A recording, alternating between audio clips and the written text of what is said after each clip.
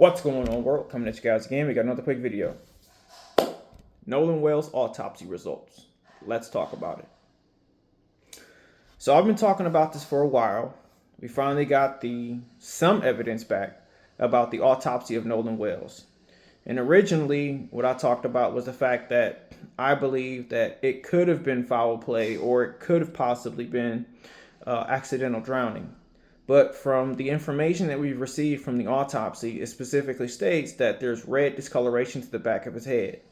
Now, there's a reason why I did a correlational comparison when it came to Nolan Wales and Carmelo Anthony. You know, the reality of the situation is, if there's red discoloration to the back of his head and parts of his throat are missing, it's very likely that, according to the statements and opinions and testimony by some of his friends, that Nolan had been drinking, that he was drunk, then there's a high likely probability that Nolan Wales was actually the one in the video talking about giving me my fucking phone back. Could have been a fight ensued to where he was trying to get his phone back and they were refusing because they were taking pictures of him. Maybe he didn't want the pictures out or whatever the situation is. And all these people play football. All these people are high schoolers. A lot of white people wrestle.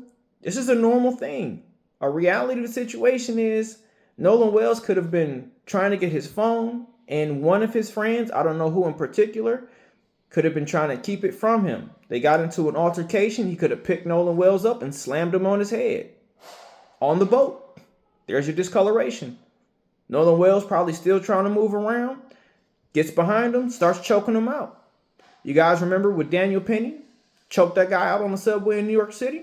Same correlation. Choke him out. There you go. Damage to the throat. Crush the larynx. Whatever the situation is.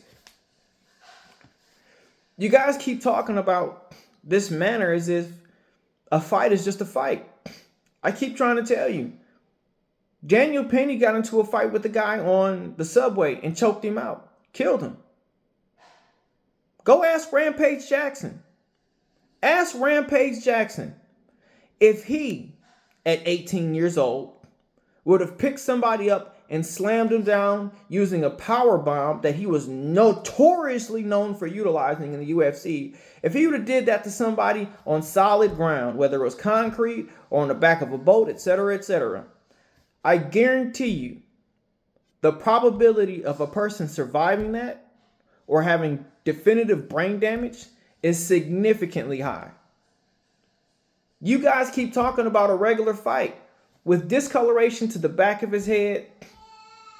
That's a clear indication of blunt force trauma, which could have easily been done, as we've seen already when we talked about the Carmelo Anthony situation, to where Austin Metcalf, they said he pushed him, right? But really, it was kind of like an Oklahoma drill where he shoved him and pushed him up. It's the same correlation. You can pick somebody up, bring them and slam them straight down. I've seen this done. I've done it to people. The reality of the situation is, again, I'm a U.S. Army certified instructor for hand-to-hand combat. Every fight has the capacity to become deadly. When you talk about the rear naked choke, which is taught in Brazilian Jiu-Jitsu, a rear naked choke is a move that is utilized not to control your opponent, it's to kill your opponent. Because when you see the rear naked choke applied appropriately, if you do not implement resuscitative measures, the person most likely will die or have brain damage. That's why you always see, even in UFC fights, when a person gets into their rear naked choke, they cut off both sides of the blood, as well as the air, which ceases all communication with the brain. The referees get in there, they lift up the feet to try to bring the blood back to the brain, or they'll do a sternum rub with their knuckles right here to try to create stimulation, to recharge the brain. You guys keep talking about this, and I keep putting this out there, and I'm trying to give guys the benefit of the doubt. Maybe he just drowned. Maybe they were just playing around. Maybe it was horseplay. They said they were drinking. which means that we have individuals contributing to the delinquency of a minor, contributing to alcohol to a minor. So we already have foul play, because within itself, that is a crime within itself right then and there. Some of Nolan Wales' friends said that he was slurring his words, which means this wasn't just a beer. These guys were getting hammered at 18. That's illegal. Again, we've also seen the situations where we saw a 60, 70-year-old man get into it with a 17-year-old male. And the fight got into the point they were in water, and the guy tried to drown him, and now he's looking at attempted murder charges. I said it before. This situation is messed up, and it's wrong 6 ways to Sunday. And again, with the discoloration to the back of his head, you can only assume that that's blunt force trauma, which most likely between high school and college males, it's likely a slam.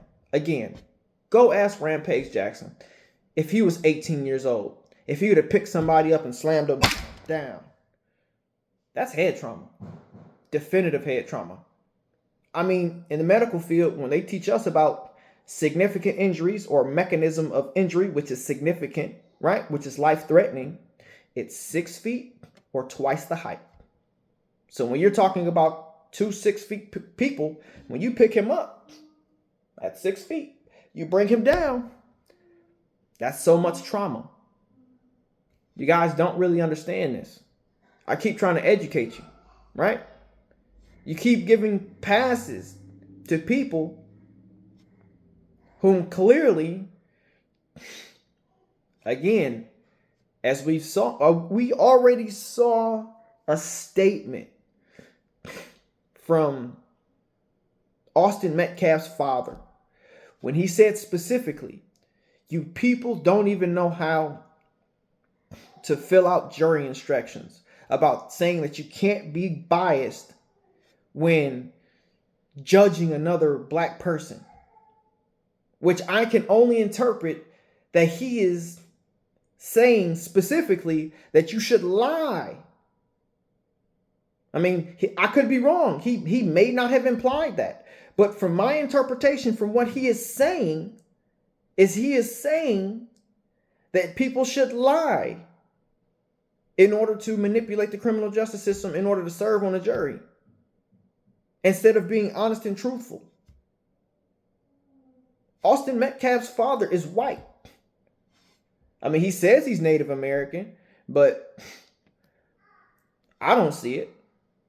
You know, and again, historically, the most dangerous people on the planet are white males.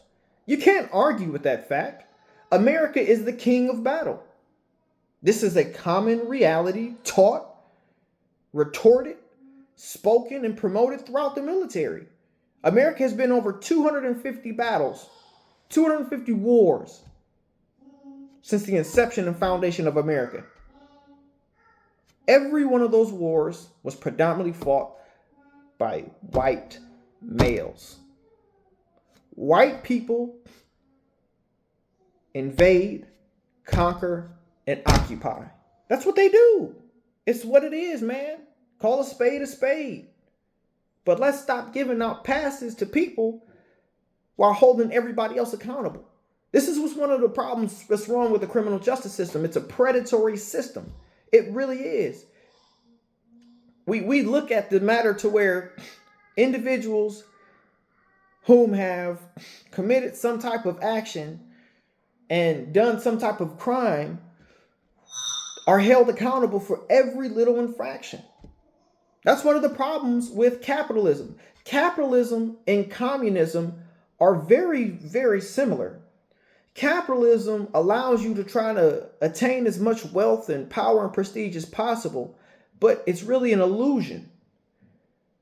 Because based off of how much wealth, power, or prestige in which you can accumulate, if you are not friends or supporting the right narrative with the right people, the smallest thing, whether true or fabricated, can take all of that away.